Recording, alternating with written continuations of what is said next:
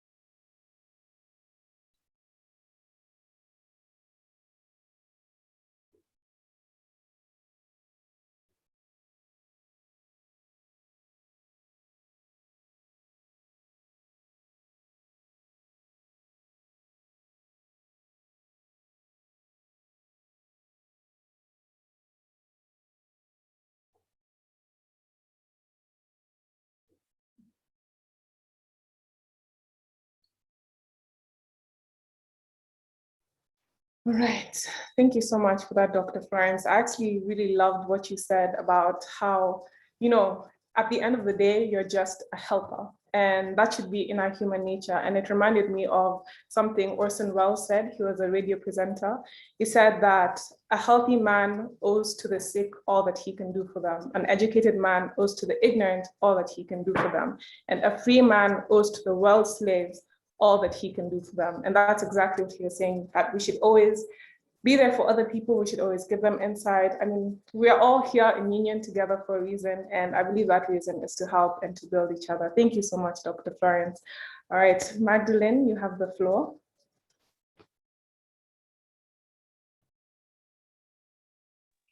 Thank you so much, Pauline and Dr. Florence. So I'm Magdalene Wejumamohio. I am a debut finalist at Strathmore University. I'm also a passionate mental health proactivist, and I'm also the founder of Untwined, which is a creative website that I run together with a few other people to help other people suffering from mental illness to express themselves creatively, whether it is through painting, through writing, and basically any other creative form of expression. And so, that is why I'm here. I'd like to share my experience. I'd like to share my perspective about different fields of mental health. As someone who's benefited from therapy, someone who's benefited from mental health awareness, I'm really, really glad to be here, and I look forward to having this session with all of you. Thank you. Thank you very much for that introduction, Magdalene. So now we can just move right on to it. So I guess the first thing that we need to do is define loss and grief. So I shall direct this question to Ms. Florence. What is loss? Because before you mentioned that there are many different dimensions of loss, and it's not just, okay, to me, I feel like it's not just losing your family member or a friend. You can also lose your job, your house, a limb. So yeah, maybe you can just give us an idea of the totality of loss. Thank you so much, Pauline. Now, loss is the fact. It's a fact, one. On two, it's a process. So the fact of losing something or someone. So there has to be the loss aspect of losing someone or something. And remember, when we are losing this particular thing, it's unrecoverable. That is where the problem comes. Because if I lose something and I'm able to recover it, there's no issue because I know that I'll recover it. So psychologically, I'm in a good place. So the fact that is usually unrecoverable already brings them the problems. And the other aspect of loss is that it is usually anticipated. Of course, there are moments when loss can be anticipated. So for example, someone is going through, let me use an example. Please allow me to use examples that are maybe in the media or that I have experienced, but they are not client experiences. So even I will share my personal experiences if it will help in terms of sharing. So a friend got COVID and she was well. I mean, she was well. We had just interacted and we had said goodbye. 2 weeks down the line, I get a phone call and I'm told so-and-so is dead. And I'm thinking, what happened? So she contracted COVID for a week. And within the next 3 days, she was dead. So you can see it was very anticipated. Just because you get COVID doesn't mean that you will die, but it was anticipated. So sometimes people have terminal illnesses. So you have a patient, you've gone to the doctor, and the doctor is telling you, maybe the family, there's nothing I can do. Those are news that we get from the doctor. There's nothing I can do. And a lot of times they tell you, sometimes very brutally, prepare for the death. So you can see that one is anticipated, but just the fact that it will not be recovered brings the loss component of it. Now, for every loss, depending on the emotional value you attach to that thing that you're losing. So there's the connection aspect and the value you attach to it. Depending on that component, then grief comes in. And grief, therefore, becomes an emotional response. Remember, it's deep. It's a deep emotional response and a mental anguish. So we have to remember those two components, because at the human level, we are thinking human beings and we are feeling human beings. And so we respond equally to those levels. And remember, this loss can be the loss of a loved one. It could be the loss of property. It could be the loss of a relationship. It could be anything significant. So there has to be an attachment and it has to be significant value. So for example, I normally give an example. For most of us who have read newspapers for the longest time, you open a newspaper and as you peruse through, you come to the obituaries. That is a loss, but when you look at the obituaries, there's no connection, there's no attachment. So as much as it's a human life, maybe in your mind, you'll say, oh, okay, people have lost, okay, how sad, but there's no connection. So you close the paper and life continues. But if your person was there, it's a different ballgame. The emotional response to that is very different. So we have to understand that the loss of a human person is very significant, because at the end of the day, life is valuable. And the value that we attach to that person. And so for any grief to occur, there must be a loss. Because we can't grieve for what is not there. We grieve for what we have lost. So I don't know whether I've defined it properly. And yeah, thank you. Yeah, that's wonderful. Personally, I would not have defined it that way. I didn't really think about the value aspect. And yeah, that's very important. Even how long you've known that person or that thing, how long you've had it, all those factors come into play. Thank you for that insight. Wait, Pauline, let me also define. There are normally three terms that are very important. There's loss, there's grief, and there's bereavement.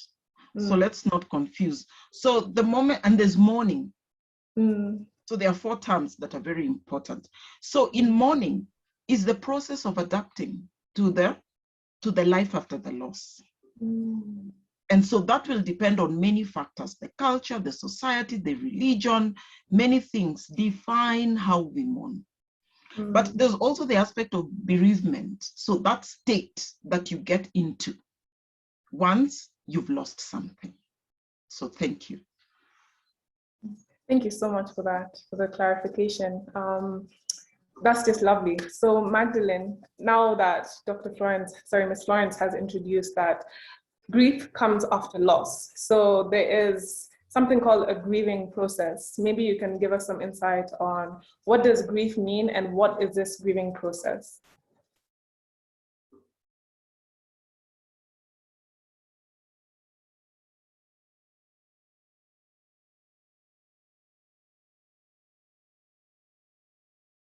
And to some extent, grief, emotional reaction to loss, be it the loss of a loved one, the loss of a relationship, the loss of any particular thing that anyone really attaches value to.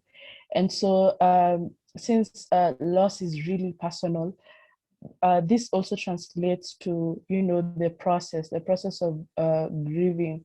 For some people, loss can take place to up to a year. For some, it will even extend to 5 years, and it's really the question of how do you deal with this loss? How do you handle the pain, And so for most people, of course, there is pain, the pain of loss, yeah.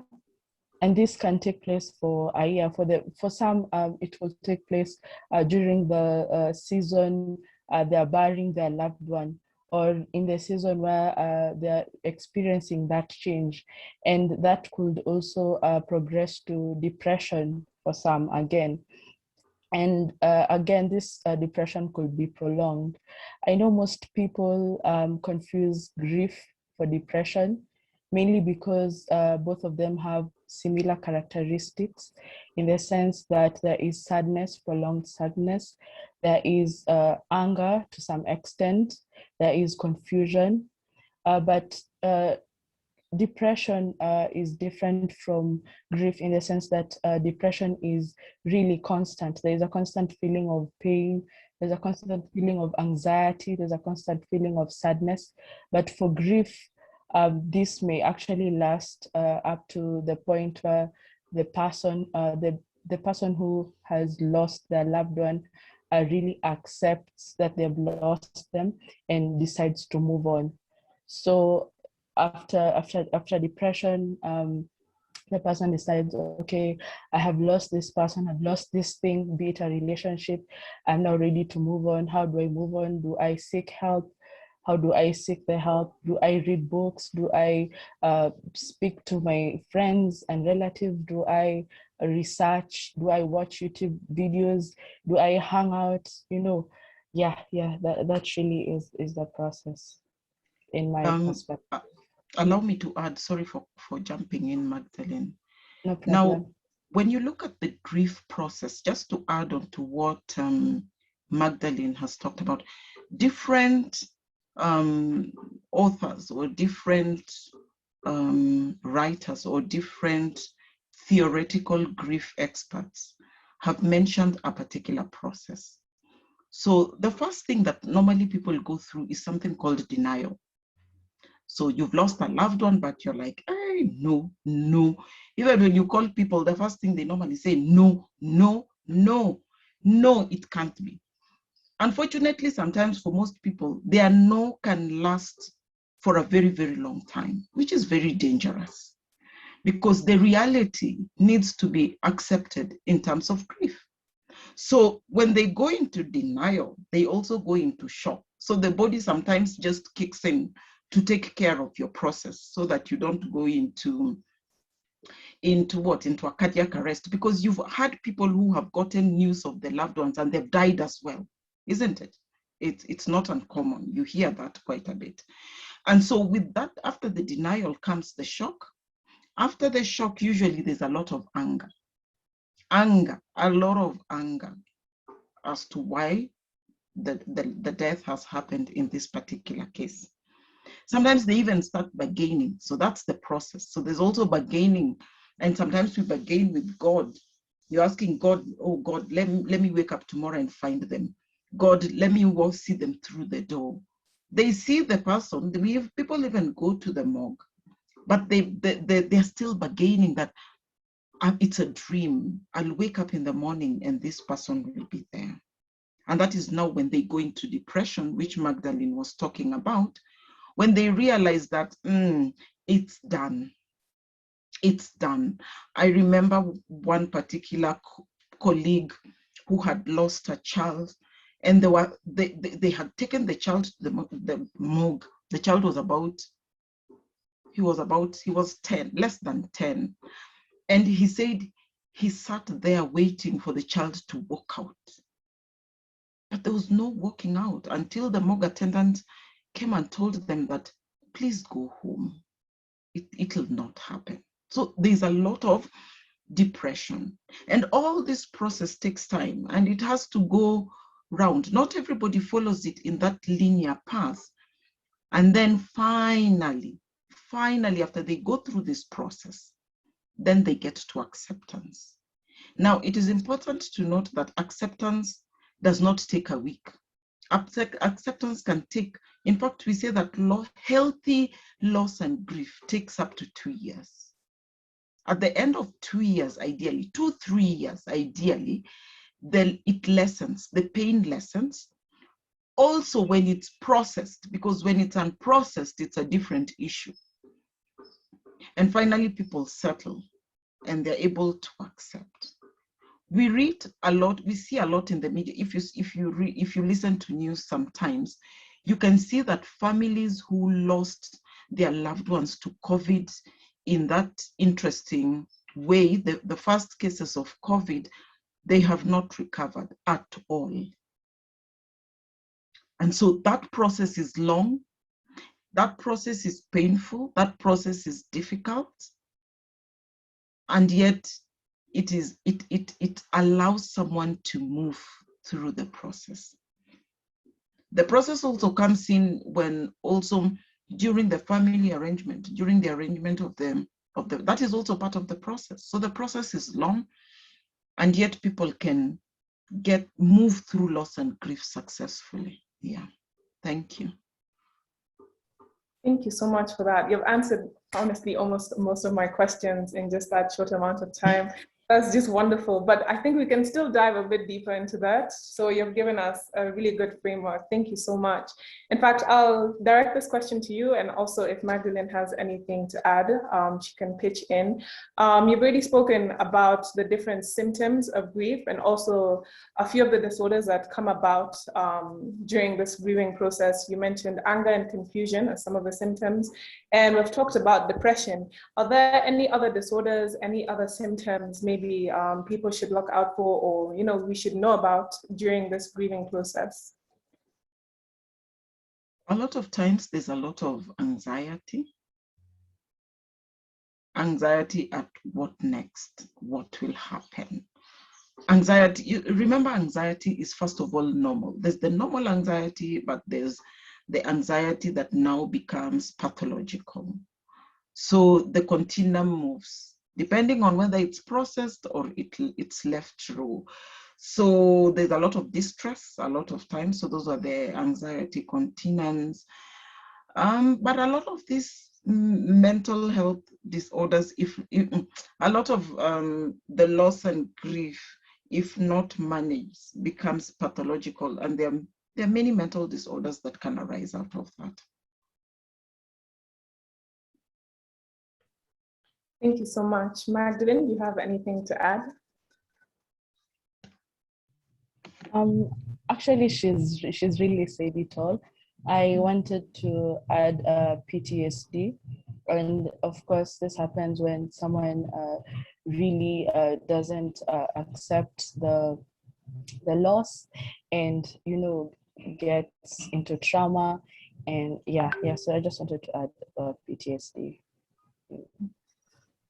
All right, thank you so much. Actually, I'll just give a bit of my story. I lost my brother in 2018, and they've just clearly described what happened. And the reason why I was asking about different disorders is because I wanted to know, in the grieving process, you don't think about how other people are grieving. You don't usually think about how they feel and what pain they're going through. So you tend to really isolate yourself or just, ostracize yourself from the world.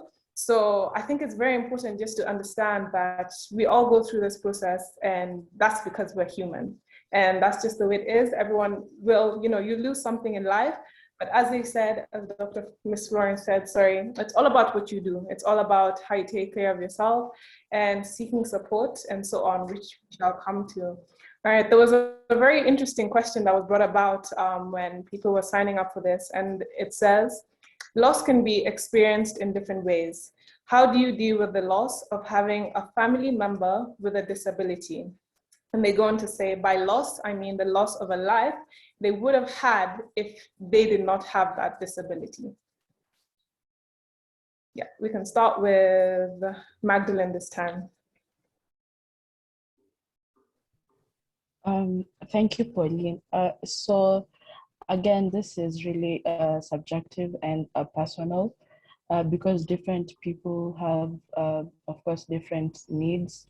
But I'd generally say that it is important to identify their new needs. Yeah, that is the current life that they're now living, and of course, this may not be obvious, and so it's important really to ask them. For example, let me give an example of someone who's lost their limbs. Yeah, may I help you to get your food? May I sit with you because you kind of feel not in place, just basically understanding their needs and attending to them.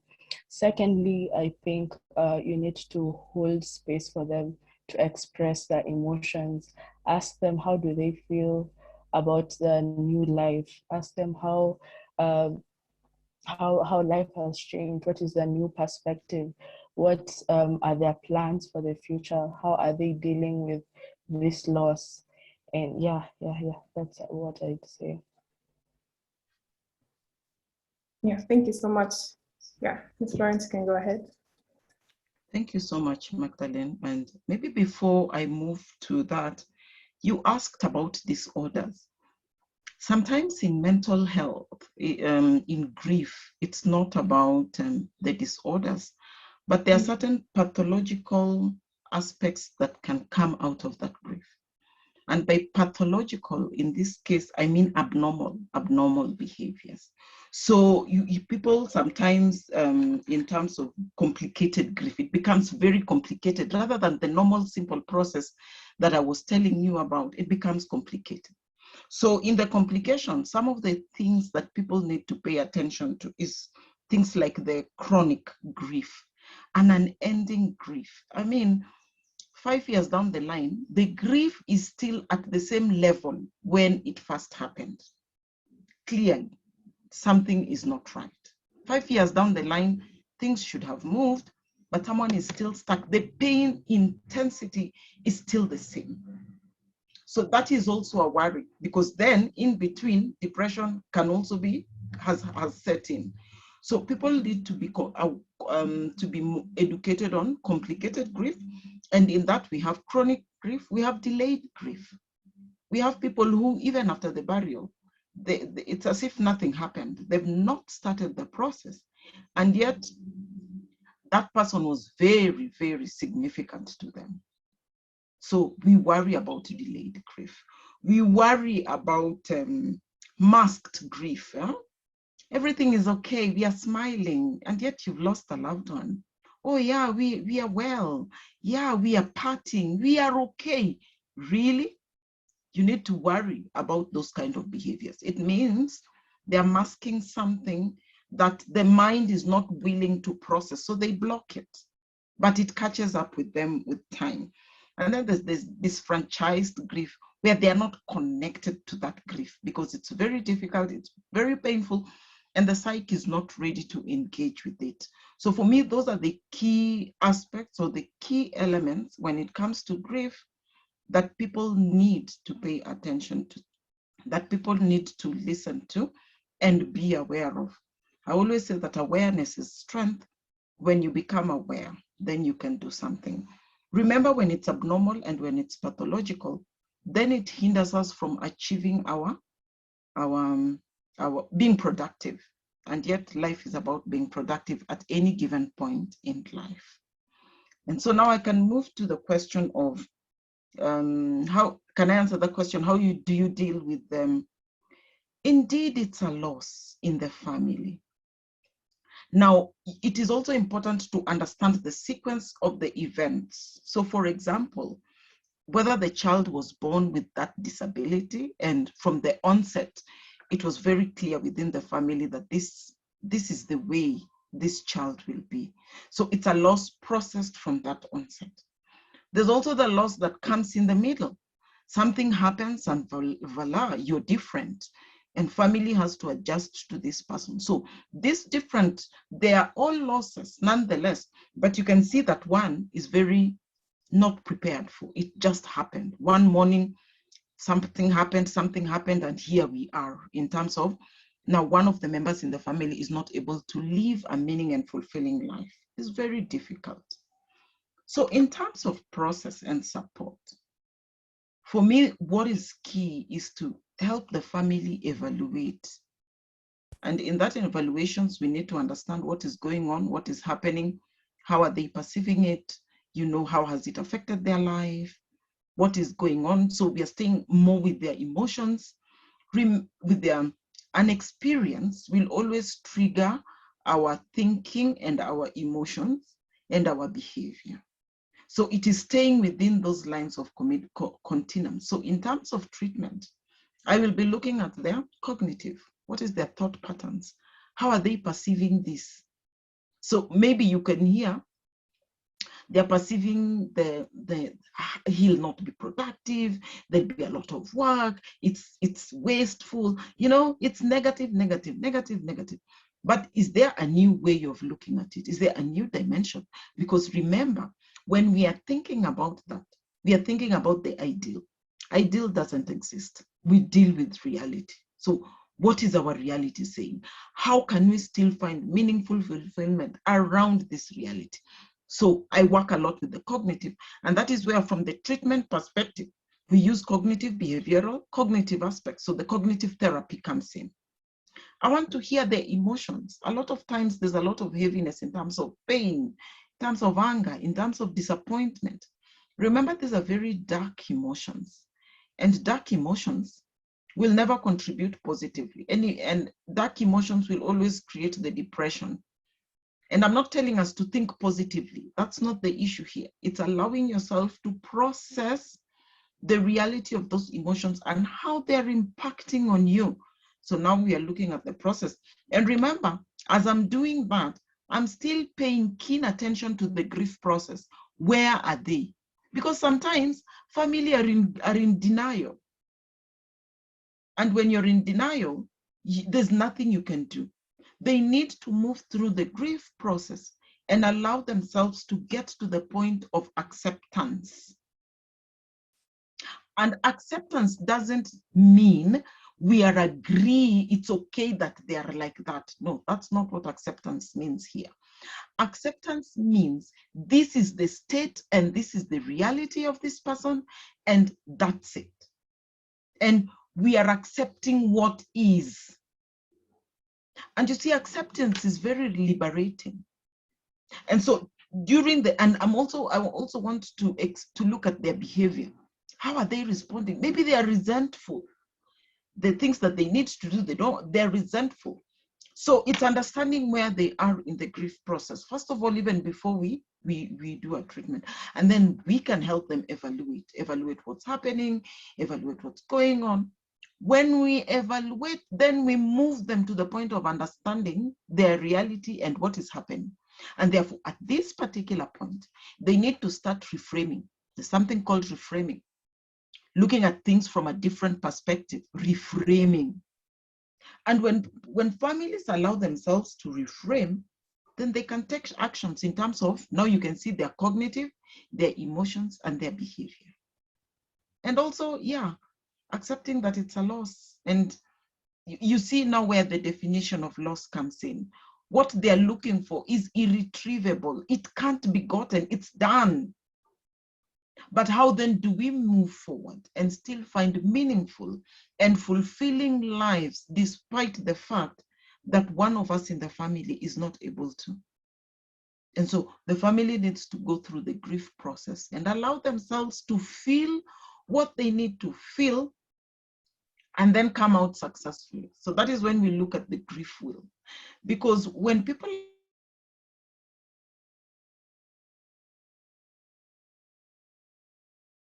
coming because they are more, my job is to heighten the reality so that they can now start accepting the loss. So heighten, that is the task of grief therapy. It heightens so that people can now start working with the reality and move from denial.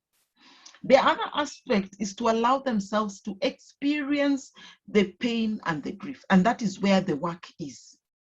That experiencing it, allowing yourself to experience it and stay with it and sit with it and look at it and dissect it.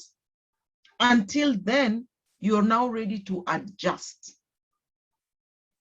And adjusting to, for example, in this particular case, adjusting to the fact that maybe I will be the carer for this person for the rest of their lives until whatever happens, happens, but acceptance. And then find new ways to reconnect with this person differently from what we would want to see. Because now the family needs to relate with this person at a very different level. They cannot relate with them at that level, that of the normal, from the health perspective, they will not relate at that level. Yeah, and find meaning and fulfillment around it. Yeah. Thank you so much, Ms. Florence. I think what you've said is actually so beautiful, that you need to allow yourself to experience that grief. I remember once someone told me the best cure for grief is grieving. It's actually going through the process and going from step A to step B, and that's how you end up at step C. So thank you so much for that wonderful insight. And something just came to my head, and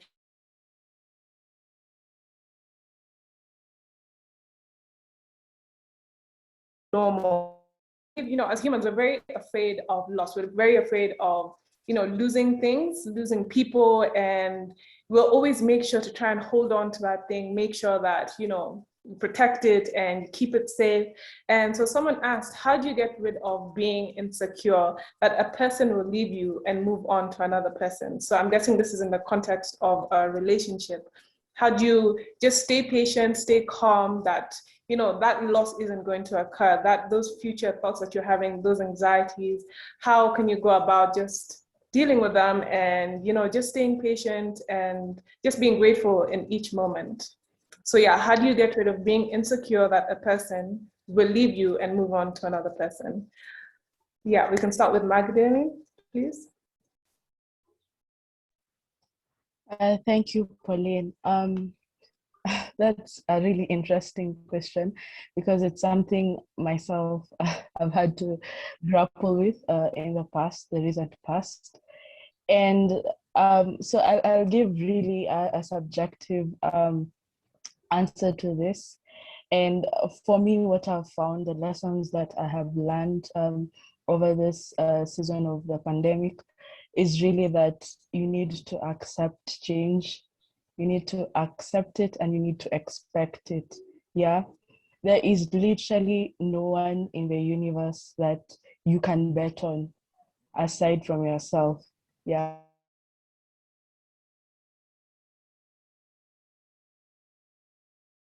To bet on that, you know, make statements such as, this person can't leave me. I mean, I'm good enough, I'm beautiful, I have all these great values, I have charisma.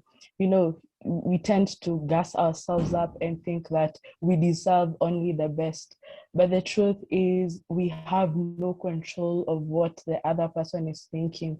We have no control of the future. We have no control of very many different things.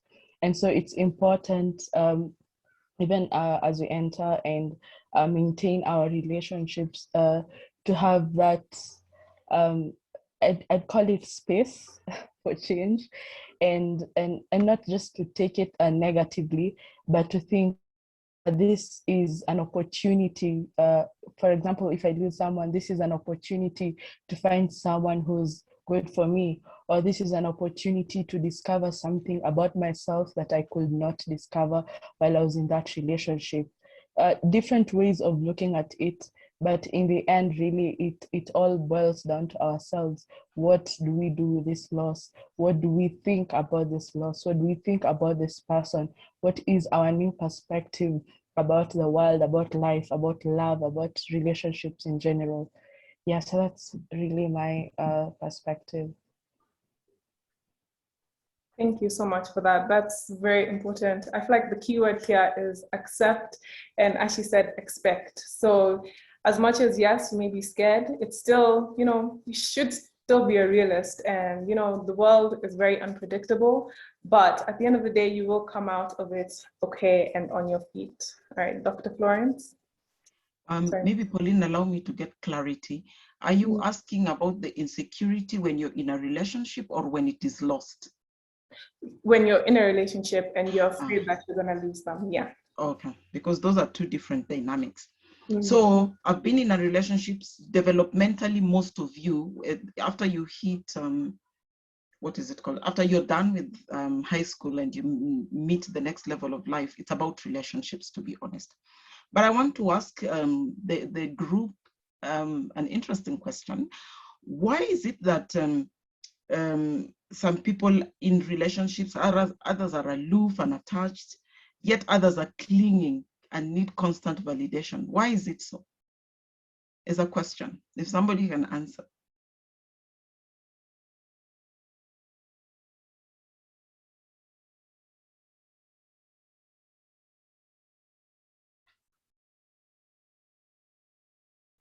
Silence means I continue. I could give my response. Yes, please. Yes, please. I think what I'd say is, just that fear of being hurt and your heart being broken. And, a lot of our generation now has become so emotionless, and we have, created a pedestal for heartbreak, and we think it's something like the world is going to end. And yes, a heartbreak has been defined as it being similar to a heart attack. And I think it's just that fear of being alone and getting your heart broken. I'm seeing a hand up. Manager, you can unmute yourself.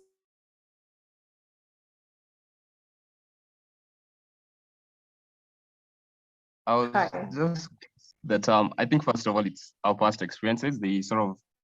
That's where we get our personalities from, and that's what form what we become, and they inform the sort of attachment styles we form with other people. So whether we are secure in a relationship depends on relationships we've had in the past. Whether we're avoidant means that maybe people have hurt us in the past and they've lied to us. So I think mostly it's what has happened in the past and who we are as people, how we've been brought up, that informs the people we become and sort of influences the sort of relationships we form with other people. Thank you, Joel Maina. The group has a lot of knowledge and information, which is powerful because I work with experiences. So he's mentioned something very important. There's something called attachment. It's the theory. And the attachment theory says that we have different attachment styles, different. And you as Pauline might not be the same, and somebody else must not be the same. But it is important to know that our attachment styles are formed in childhood with the significant other. So if we had secure, so the 4 types of attachment are avoidant, there's the secure, there's the fearful, and there's anxious. So you can already see the anxious person will always need validation. But so for me in therapy, I want to understand, what was your relationships at home? What kind of attachments did you form with the significant other? A lot of times you'll find that it is insecure. And I always tell people that the insecure attachment doesn't just begin in old age. It began somewhere. So you can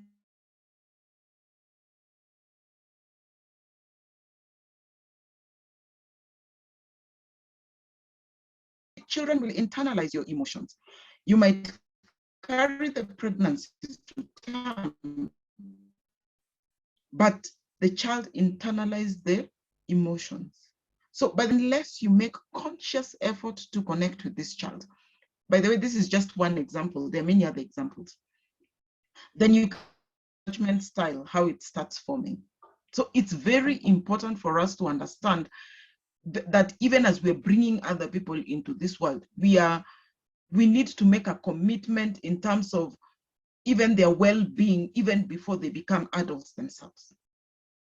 And so if you have a caregiver who was warm, who was supportive, remember children will respond, and maybe you've observed, a child who, children learn survival from the way they respond to the world. And that is how they get to know the world is a secure place, the world is a nice place to be. Or they start learning that this world is not safe. So for example, when a child is wet, the mother responds, the mother changes them on time, the mother feeds them, breastfeeding or bottle feeding, whatever method of feeding the mother has chosen. Vis-a-vis a child who wakes up and they cry themselves to sleep, no one is there to feed them, they will be fed wherever. There's no, you can see where the security starts getting lost. So by the time we are going into relationships, we wonder what is happening, but we really need to go back into history. And that is why therapy plays a big role. It'll help you understand the point at which you lost your security and you have to find it. Otherwise, it becomes a very tall order to be secure. By the way, let me ask you, what is the worst that can happen if a boy leaves you or a girl leaves you? What is the worst? I don't know. I don't know. It's a question. What is the worst? It's a question to the group. What is the worst that can happen if a boy leaves you or a girl leaves you? What is the worst that can happen if he doesn't tell you today you look nice and hot? Give it to yourself. If you're secure, it doesn't matter. But if you're secure, if you're insecure, everything he does, that is why you want to be called 100 times in a day. It's not practical. That is why somebody will go somewhere and you'll start wondering, oh, were they meeting Pauline? Or were they meeting so-and-so? And your life becomes miserable for no apparent reason. And yet the other person is having a ball of their lives. So now you can't trust. All relationships must resonate with trust. No relationship can last without trust. No relationship can last without security. And that security is not given. And for most people, if you had parents who are very supportive through the journey, you get it. But for most, unfortunately, we don't get that. I didn't get an answer for what is the worst that can happen if someone leaves you. So why do you spend most of your nights thinking about whether he leave or not leave? If someone wants to be with you, they will be with you. But if they're not worth you, you see, it is not them to define your worth. It is you to define your worth. So if they want to leave, it is okay. What is the worst? You build your life and move on, and human beings have to be resilient, because in life, sometimes things come and go, important people come, significant people leave, parents die, spouses leave, some cheat. Life must continue for you. So I don't know whether I've answered that question. Yes, you have. Thank you so much. That actually reminded me of a quote Beyonce said. She said, your self-worth is determined by you. You don't have to depend on someone to tell you who you are. Pauline, they just come to complement what you already have. Yeah. It's not the other way around. But if you're insecure, then it is important for them to compliment you. And yet, a lot of times you have no control whether somebody will tell you, you look beautiful today, sweetheart. Sometimes they might not even comment. And does it mean that your self-esteem will go low? No, that is the time to feel good about yourself. Oh, I love this topic. Thank you. Yeah. Thank you so much. That actually reminds me of something else, that you should always find happiness in yourself first, not in your partner. Yeah. Yes, Pauline, and you can only give what you have. So if generally you're an insecure person, that is what you'll give. Yeah. Yeah. That's very true. Yes, and you had spoken something to do with children and how they go through grief. And there's actually some insight in the chat from a teacher in Dar es Salaam, Aga Khan University. Thank you for joining us. He says, I am a teacher and would like to shed some light on how we can help children to process loss and grief. This is because in most cases, we assume children do not process loss and grief. This is because in most cases, we assume children are not affected as much as adults. I have witnessed the struggle children go through in school, which really affects their learning and social life. Yes, he has not posed the question. I think that's a statement, and it just resonates very well with everything Ms. Florence was saying, that, yeah, we tend to forget that also children have emotions. They are also growing, and it will carry on with them. The memories will still go on with them. And yeah, that's very important. In this whole topic, we should also think about children in the whole entire way. And I could see there were also some... Hang on, Pauline, before you move, let me just touch on that. I am a child therapist as well, and I love working with children. So when it comes to children, we forget them because our view of society of children is that they're seen, maybe seen, they are seen and not heard, you know, they are ignored, maybe they don't have emotions, maybe there are many reasons as to why we ignore children. But for me, children also have to be brought into the forefront for them to be able to be helped to process the grief and loss at their level. At their level, it is important. So children, you cannot just come and tell them how to talk to them the way I'm talking to you. So there are other interventions. Play therapy is one of the interventions, art therapy for the children. So children also need to be helped. Even for that family that has someone who is not able to live a full life, the children in that family must not be forgotten. They must be supported because they're human beings at the end of the day. So yeah, I agree with the teacher and grateful for that insight. All right, thank you so much for that. Magdalene, do you have anything to add? But before you go ahead, I'd just like to remind everyone, you could pose your questions on the chat, or you can simply raise your hand. I shall read them out, or I shall give you the go ahead to continue.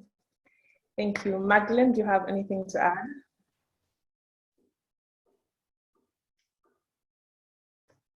Oh no, I think we have lost her.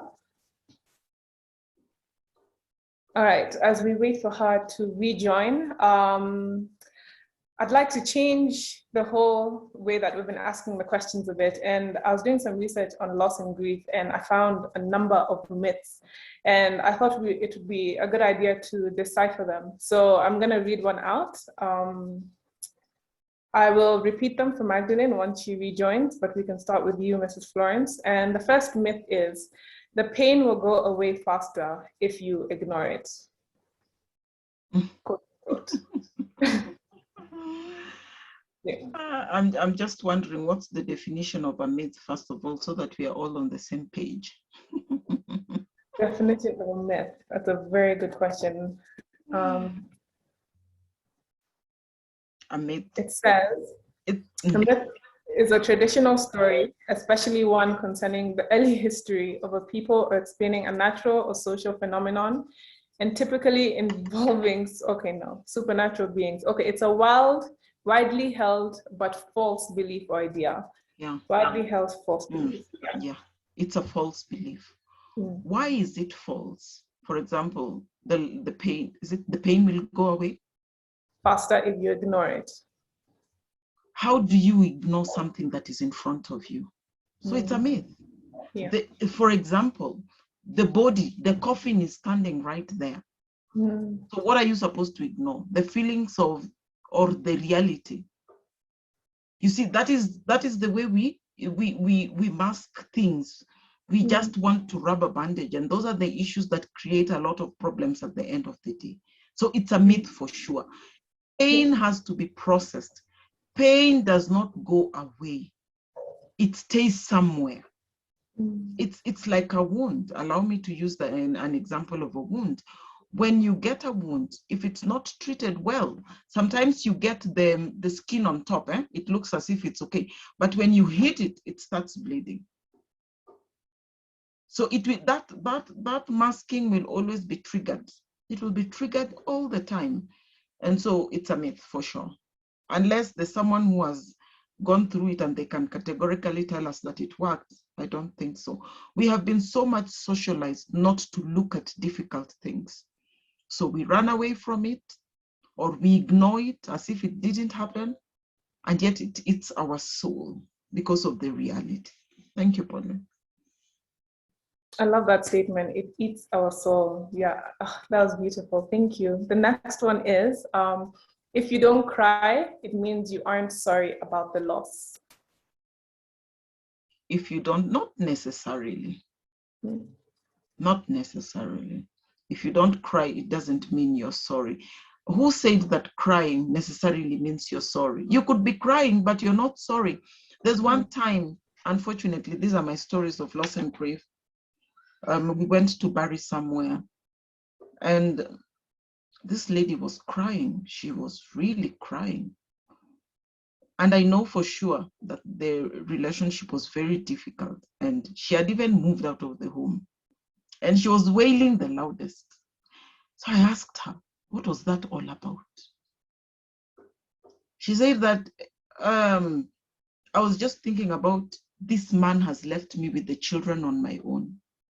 So she was wailing the loudest. If you looked at her, you would have thought that, hey, this woman, she must be in deep grief.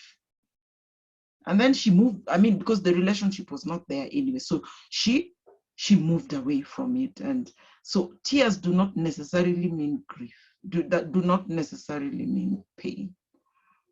Yeah. Yeah, that's very true. Thank you for that. And the last one is, grieving should last about a year. Okay, this was a myth, but I remember you mentioned something about, the grief process takes about 2 years, but of course it's different for everyone. So yeah, yes. Grieving should last about a year. You see, I also say that it is in relation to the attachment to that person. If the attachment was so deep, of course, even a year might be shorter. But most theories propose 2 years. And you remember when we're talking about theories, these are researches that have been proven and looked at.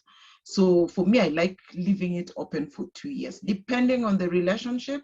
Remember also, there are factors that contribute to how we grieve. So one, the relationship. So if the relationship was so close, of course, the grief will take a while to get over the grief. If it wasn't close, even the 2 months, 3 months, you've forgotten and you've moved on with your life, actually. So it depends on the relationship. It also depends on the cause of death. So for example, you woke up in the morning, people parted ways, a few minutes down the line, you get a phone call, so-and-so is dead. I mean, what are you telling me? So that takes time to heal. So clearly 1 year cannot, and especially if they were significant. So I can imagine the breadwinner of that family, so that creates a lot of, the personality of the individual and their coping style is very important to pay attention to. Introverts vis-a-vis extroverts, who extrovert their problems vis-a-vis introverts who, and their coping style.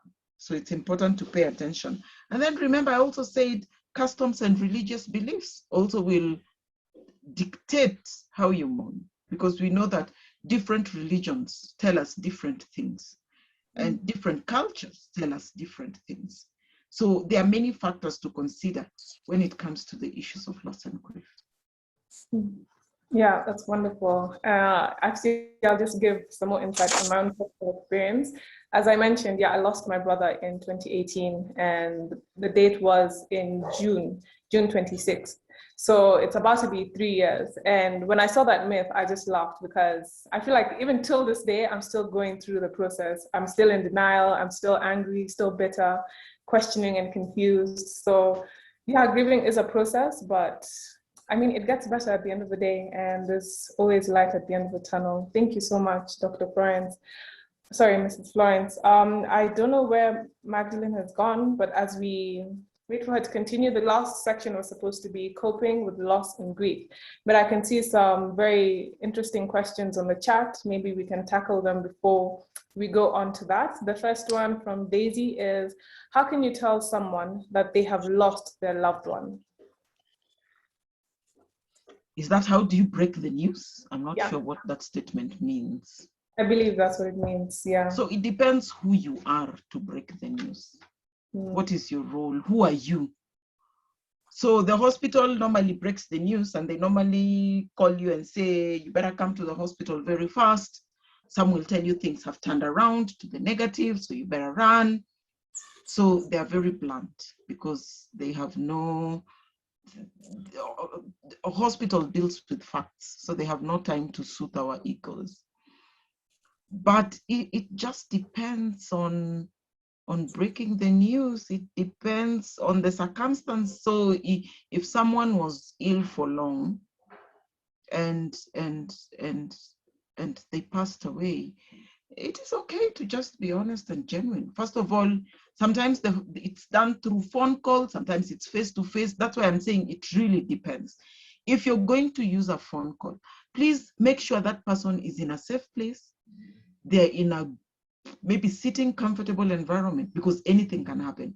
I remember a friend mentioning how he lost his wife and he got a phone call as he was crossing the road. He said he nearly became the next victim. So it was not appropriate the way it was done.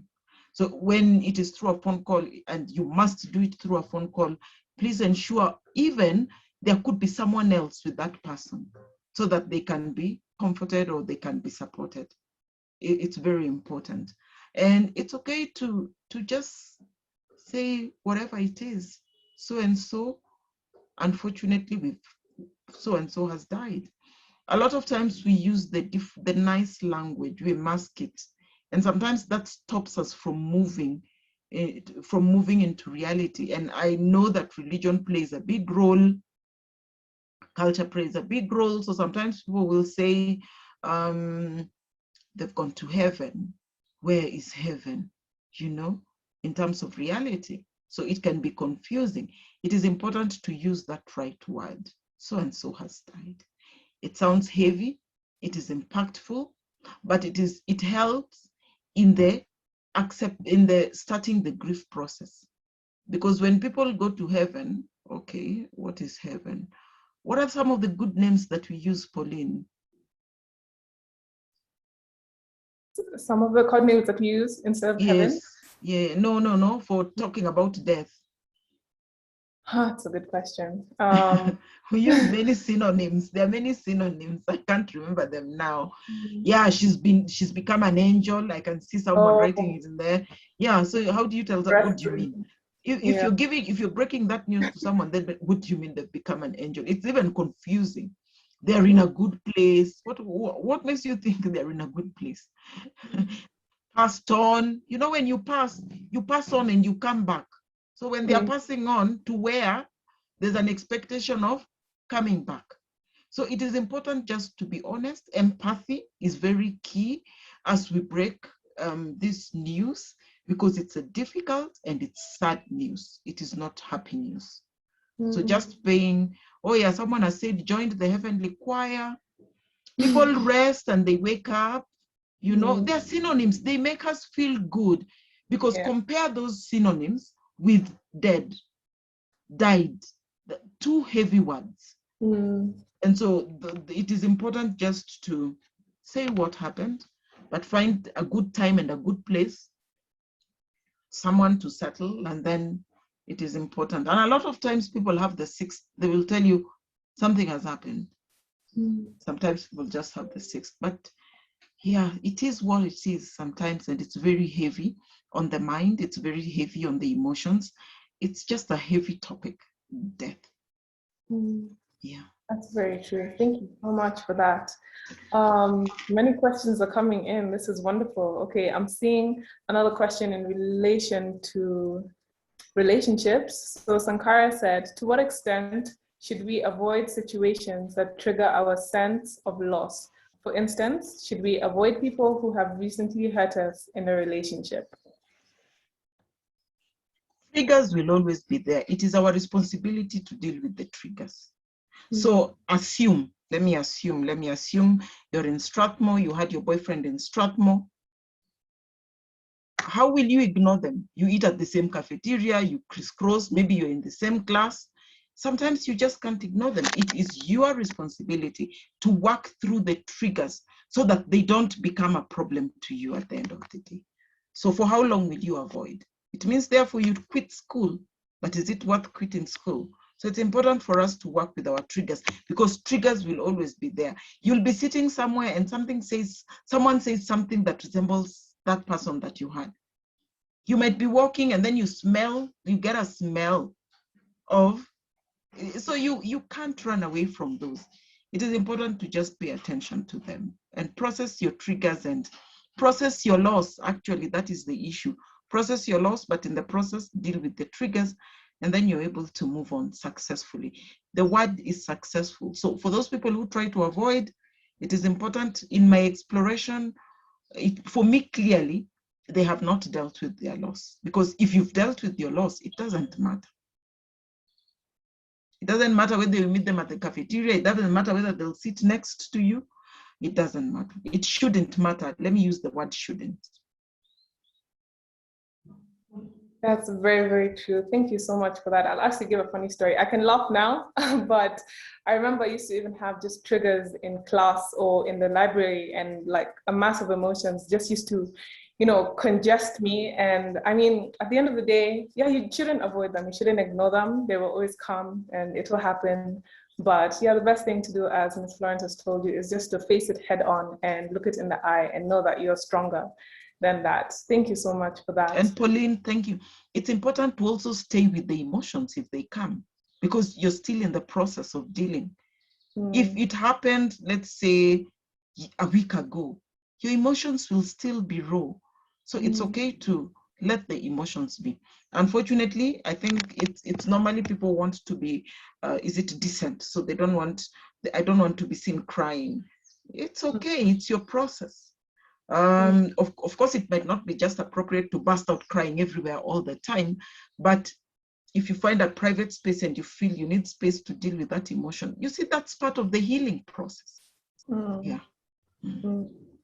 Thank you so much. Actually, the questions that are coming in are related to the next session, which was coping, and BNK has actually asked a very interesting question. My first question is, on the collective grief we have faced before as a society, how does a community process grief and loss together? For example, the far-reaching effects of PEV and most recently the pandemic. That will be done at the group level. So if it's a class, they walk through their grief process together. If it's a family, they walk it together. So it can be done in the grouping and allow themselves to go through the process until they get to acceptance. Yeah, because it's collective. So ideally, it needs to be done at the collective level. Very, very true. Thank you. And he's followed up with, my second question is how to identify when someone is stuck in grief. How do you differentiate between being in the thick of processing difficult emotions and ruminating, which isn't helpful?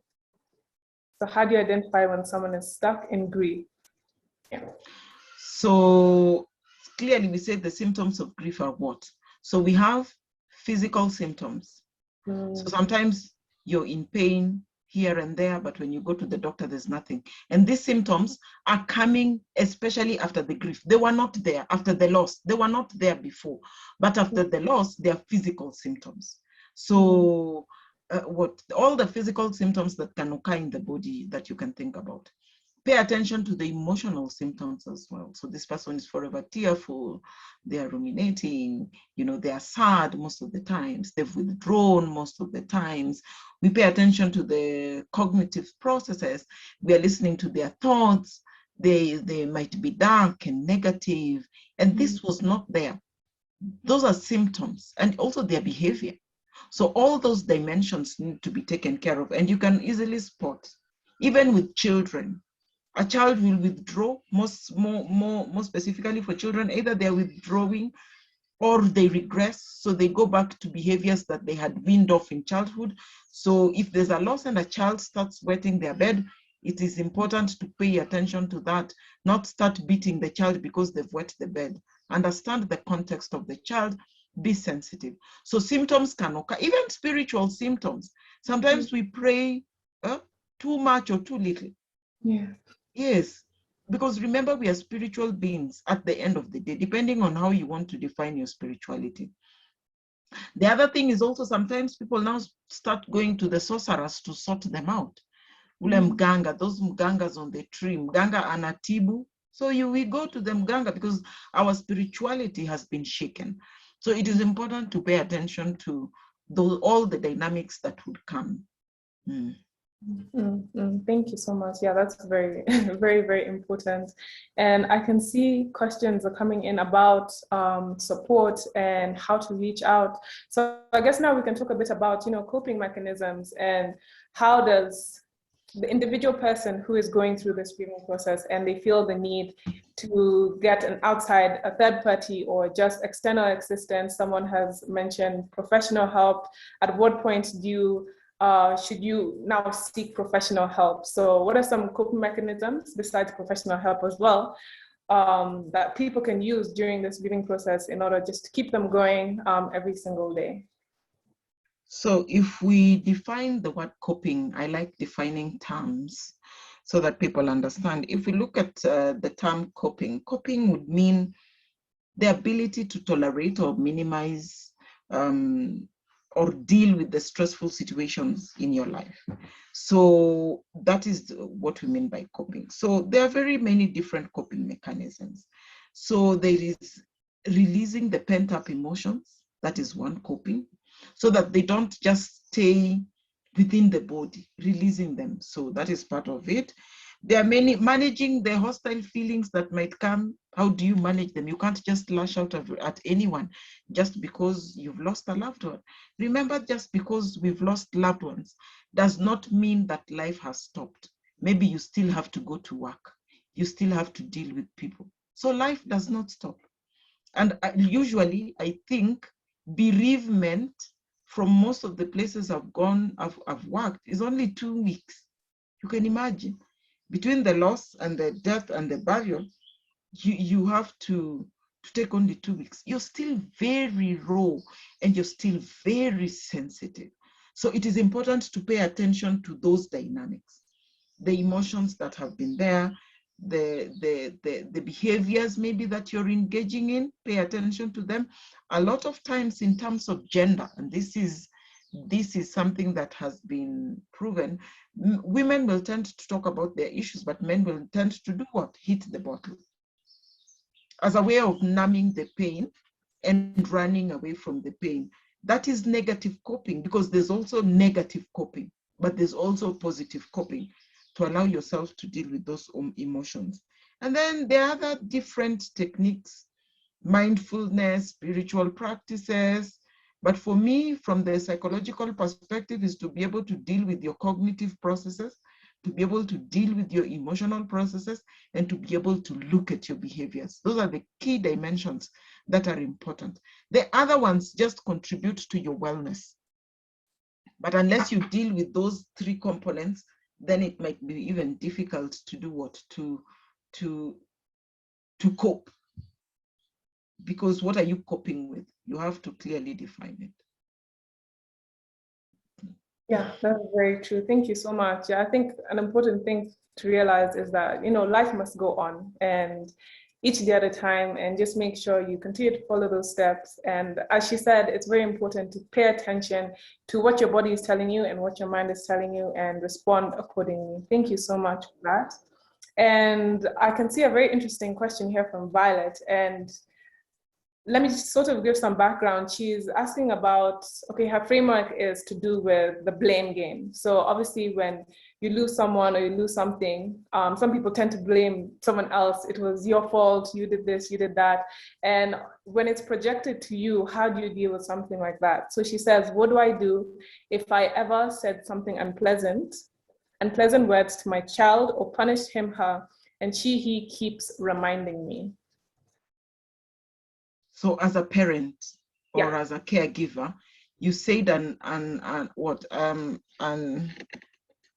unpalatable things to the child, and the child therefore keeps reminding you. It means for the child it's unprocessed.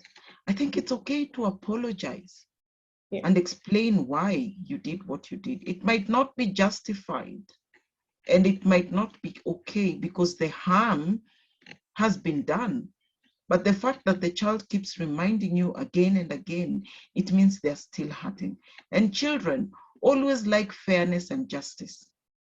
So until justice has been served in their dimension, apology is a very, very key word. So I'm sorry for ABCD. So you apologize, but you also name the reason as to why. And you also bring it to the attention of how it impacts on you when they keep reminding you about it. So it's about having a very candid, gentle, soft conversation, but also be ready to apologize to that child because one, you hurt them. And then look at different ways, engage with each other and find different ways of how you'd want to respond to each other and get onto the common ground. But apology would be important. If they have apologized and the child is still reminding you, then it is important to find out what is the underlying issue behind it. There must be something behind it that keeps reminding this child. Maybe the pain they experienced, maybe they're unsettled about something. It is important to get to the root cause of why the child is behaving. Remember, behavior has meaning in its context, and it must be understood. Yes, that's so beautiful. Apology, that's so important. And something came to my mind, my mom always tells me is apology without change is just manipulation. So even through your apology, you know, it has to be sincere and genuine. Yeah, that's just wonderful. I hope she has picked up on that. Thank you so much. We have another very interesting question about dealing with different series of losses. So obviously I know with COVID, a lot of people are losing more than one person, and obviously that can be very overwhelming, and it's usually in a very short period of time. Even just in my church, there's always, you know, a new death every single week, and we find it to be too much. So the question is, kindly comment more on how to deal with complicated grief, especially when there was an extended period of caregiving before finally losing a loved one. How do you deal with a series of losses compounded? That is it. It's a series of losses, and that is what we are experiencing. You know, at the end of the day, as much as they are lumped into one, they are individual experiences. So the person has to reconcile in terms of the grief process with each loss. Just because all of them are lost does not mean they are all at the same level. So to avoid the complication, it is important to just process each grief and understand how they have impacted on them. And then at the end of the day, decide what they want to do in terms of their healing and walking through the acceptance process. So you can see the complication if you have to deal with 4 losses and the relationship is very significant. Attachment for A, B, and C, and D are different.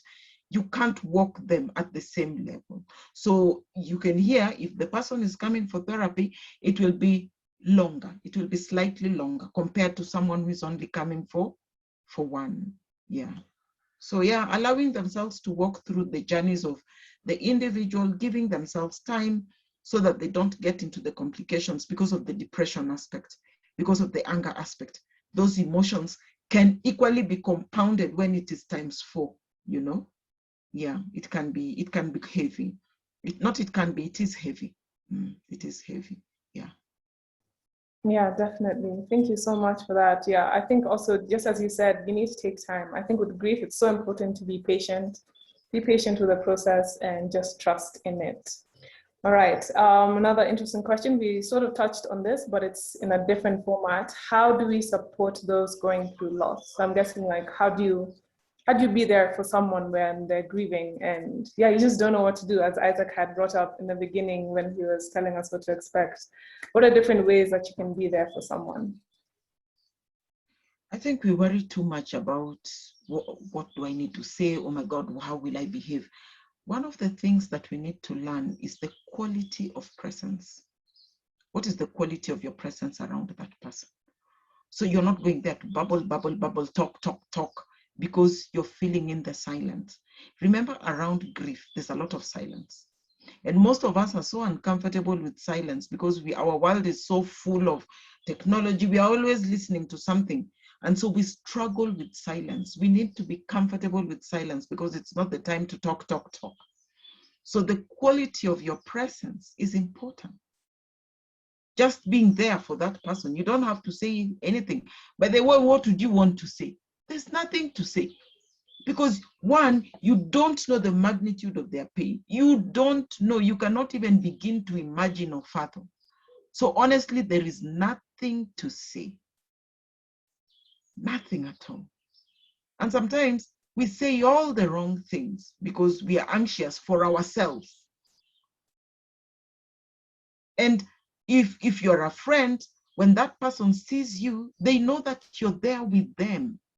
You might not solve their problem, but your presence is just support in itself. And then sometimes you can just sit next to someone and you can hold their hand, you can squeeze their hand, you can, if it's a huggable friend, you can hug them and just be by their side and support them for what they might want.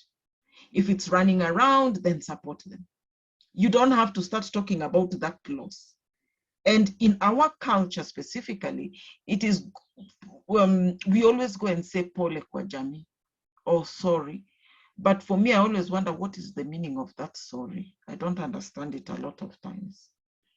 So, but if you don't also say pole in the context, you come across as maybe rude or indifferent. So sometimes we have to be culturally sensitive and stay with the context of using the language that is appropriate.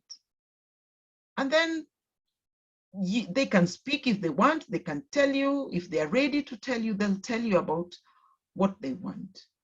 So being there to help them if they need your help in whatever particular way. But to be honest, there's nothing usually to say. It's usually about what we need to do. Their healing process is there, but your role is to be supportive in the way they want, not in the way you think you should do it. And it would be polite also to just find out how would you want me to help you, so that you're practical, because it's a practical time. If it's the cooking for the guests, be there. If it's the holding of their hands, do the holding. If it is the wiping of the tears might not be your responsibility, because a lot of times that is the family's, unless you're also family. Do the wiping of the tears. That is support enough. But a lot of times, because of the lack of psychology knowledge, you cannot start saying you're processing, you're helping them process. No, it's not within your reach. But the quality of presence is within your reach and within your capacity. Yeah. And do what you need to do. Sometimes they want financial support, give it. It's them to decide what kind of support they want, and so that you can stay in their frame, not in your frame. Yeah. Thank you. That was wonderful. Wow, I think I'm just overflowing with quotes coming now. I remember another one that said, your presence is more important than a million empty words. So yeah, that's very, very true. Thank you for that insight. Another interesting question. So Mina Joel has asked, I had a question. I was wondering how to deal with loss and grief involving someone important to you, but you never really cultivated a relationship. So such as losing a mother, a father, a sibling, while you're very young before you really got to know them. So, sorry, ask the question again so that I get it correctly. All right. How do you deal with loss? How do you deal with loss and grief involving someone important to you? So such as your mother, your father, or your sibling, but you lost them at a very young age, so you never really knew them. So yeah, how do you go about grieving someone that you never fully knew and you didn't form a very sound relationship with them? They're just there and now they're gone. So this is many years down the line that they are now realizing that loss, and So I think for me, it's important to understand what's the trigger. First of all, what's the trigger? What has triggered it now? When we understand what has triggered it now, and you see, it's unfortunate that this person is not there anymore. So what is it that is within their possession they can now start create a story and write a story for themselves as they build a relationship with a mother that they didn't have. So having their pictures, writing story about them, connecting with them. And a lot of times people have foundations in honor of people because they want to keep their memories alive and not to just wash them away and die, and connect with them. But there must be a need for that. Something has triggered it and there's a need for something has happened for that need to suddenly be so strong. But also allowing themselves now as adults, because maybe as children, you see, they were not given an opportunity to go through that grief process and connect with those people that way. But now they have to allow themselves to go through the process. So again, at what age are they talking about? Is it at the age of what? 3 years, at the age of 10 years, at the age of 5 years, at the age of 2 years? It's important to know that. And then just begin their journey and get to acceptance, and then learn to adjust to that absence, because in reality, they will never know what their relationship would have been.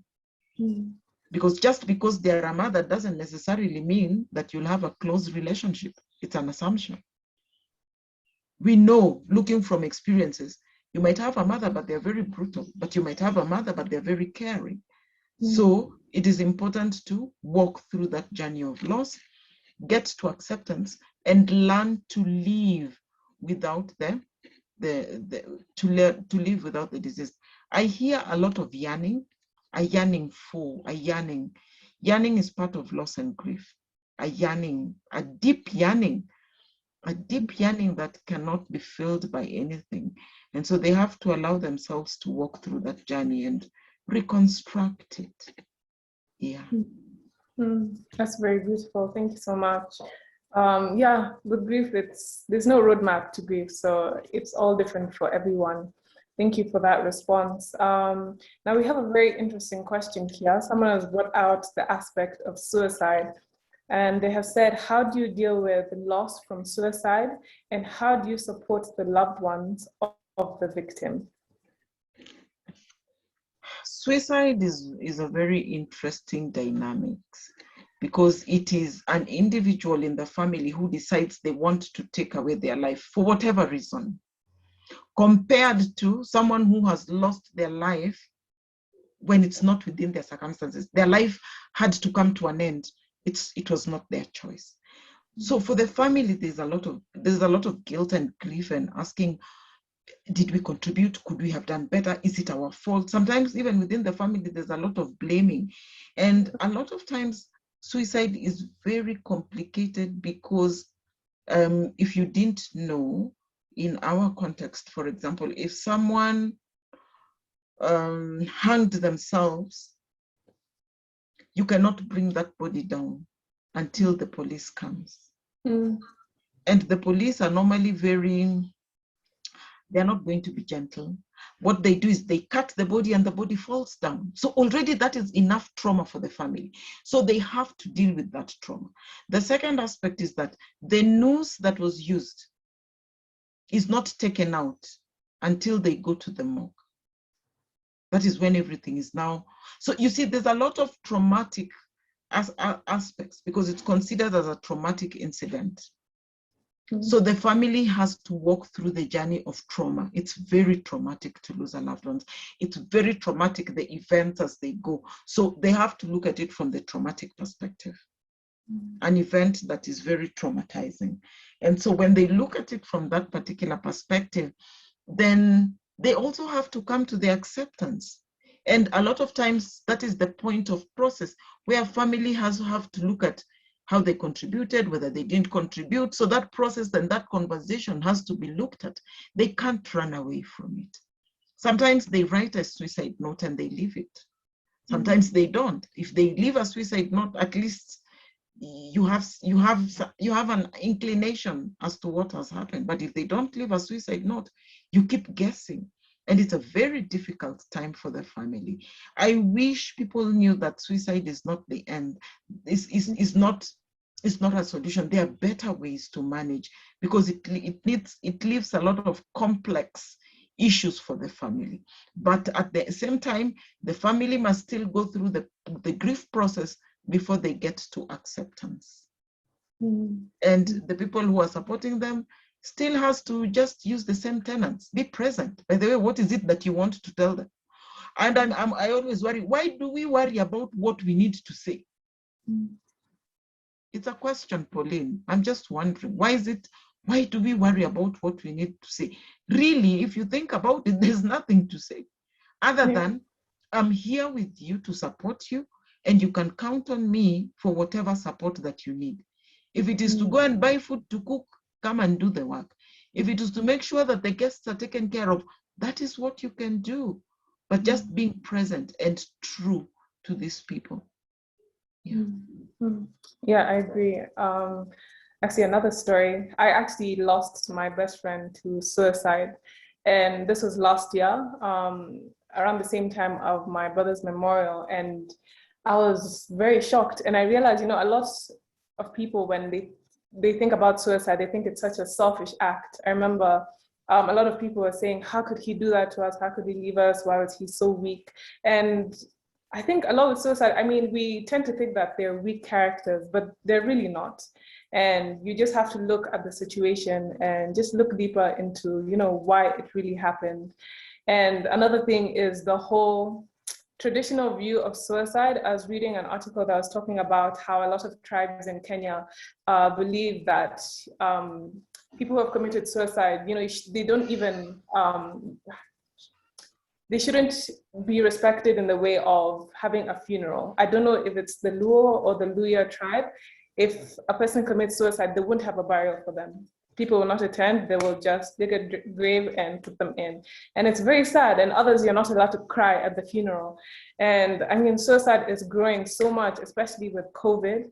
And yeah, it's just such a very important topic. Thank you so much for that insight. And let me just add to it. In the Western culture, when you committed suicide, the first thing was when you were brought down, you were thoroughly beaten. You're dead, so that those spirits don't come to the family, because remember, this is a cultural dimension, and culture is very interesting. So once you're beaten, you are not accorded the burial that you deserved. Actually, you're even buried in the shambas there behind, where no one will look for you. It was a way to deter others from committing suicide. And forcing people to look at their issues, because everyone wants dignity in their burial. So it was a way to deter it.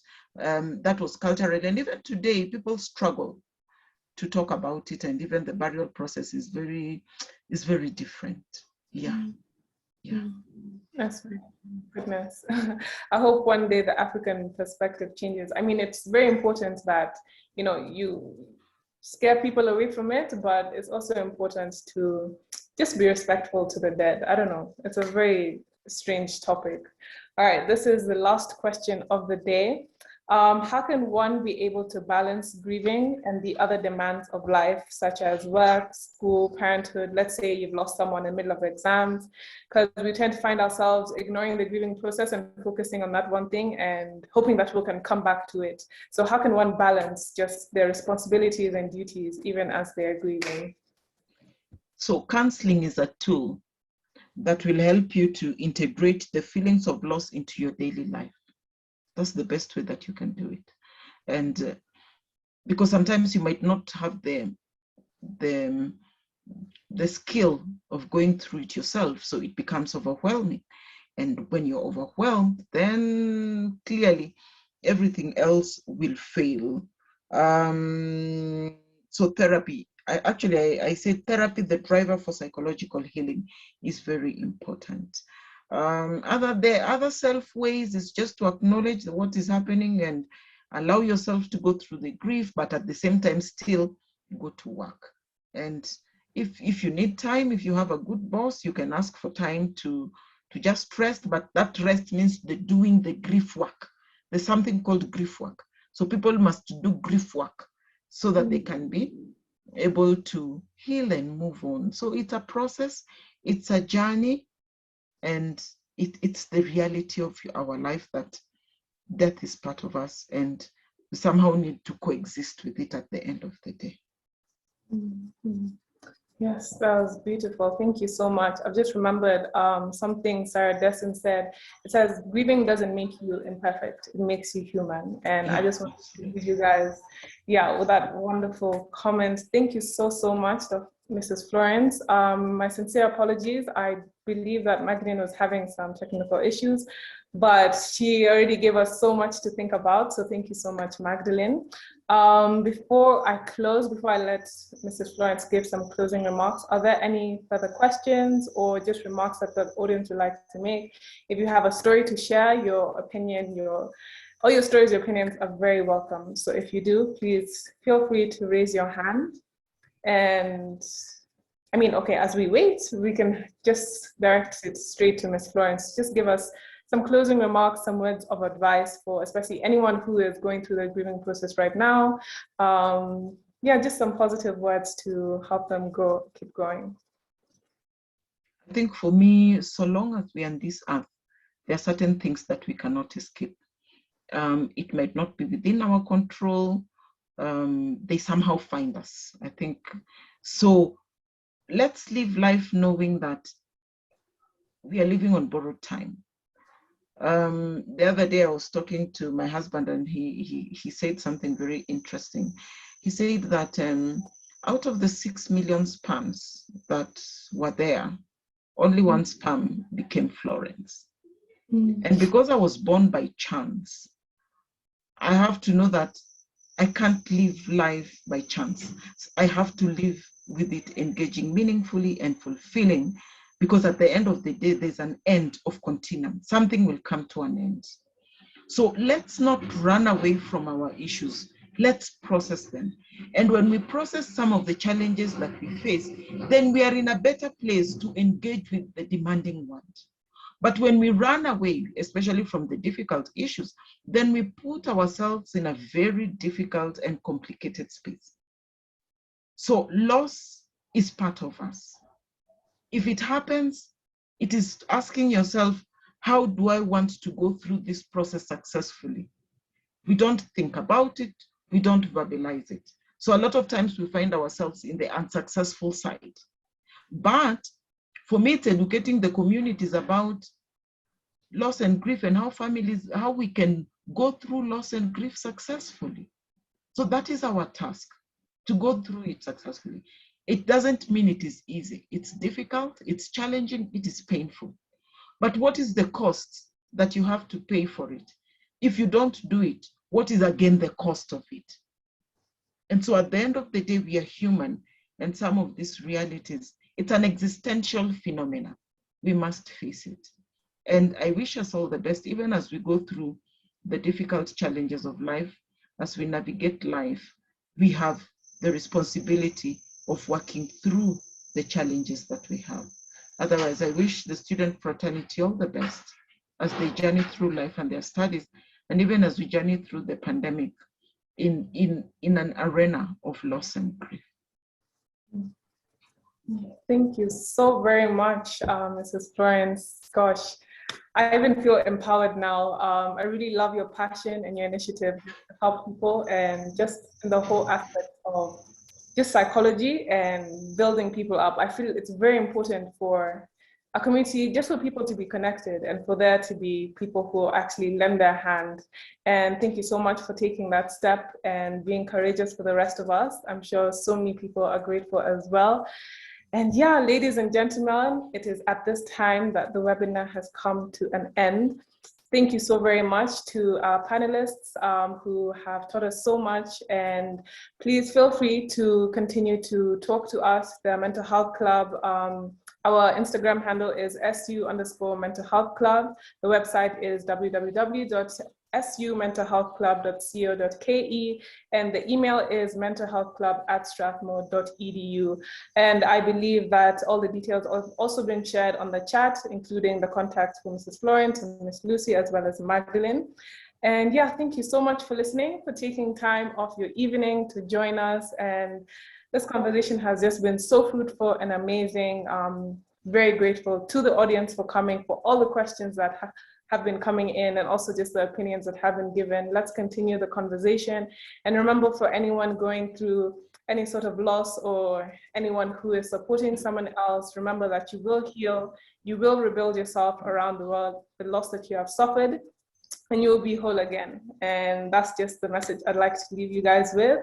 Yes, so next week, kindly join us. We shall be discussing addiction, and that will be on Thursday, on the 26th, using the same Zoom link. Thank you so much, ladies and gentlemen. I hope you enjoyed, and have a lovely evening. Goodbye. You look lovely.